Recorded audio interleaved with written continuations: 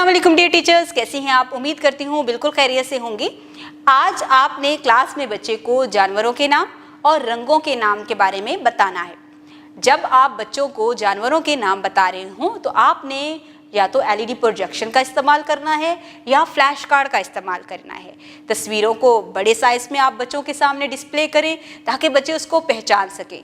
हर तस्वीर के बारे में बच्चों को उस जानवर के बारे में बताना है, वो कहाँ पे रहता है, वो क्या खाता है, उसकी आवाज़ कैसी है, वो चलता कैसे है। इन तमाम जानवरों को आपने स्ट्रीम एक्टिविटीज़ के साथ रिलेट करना है। उनकी आवाज़ उनको आप मोबाइल फ़ोन से सुना सकते हैं, उनके बारे में कोई वीडियो दिखा सकते हैं ताकि बच्चे उसके बारे में ज़्यादा जान सकें। उसके बाद आप उनके नाम बच्चों को याद करवाएंगे, स्ट्रीम एक्टिविटीज़ को साथ में अलाइन करेंगे जैसे कि हम पूरी किताब में करते आ रहे हैं।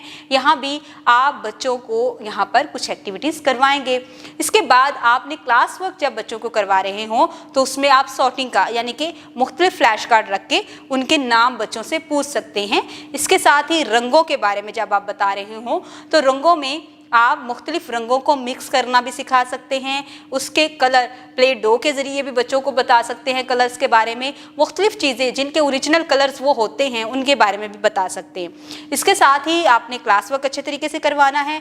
होमवर्क के लिए डायरी क्लियर लिख के देनी है ताकि बच्चे घर से उसको अच्छे तरीके से मुकम्मल करके लेके आएँ। उम्मीद करती हूँ आपने आज की इस वीडियो से बहुत कुछ सीखा होगा। मज़ीद सीखने और जानने के लिए हमारे साथ रहिएगा। मिलते हैं अगली वीडियो में, तब तक के लिए अल्लाह हाफिज़।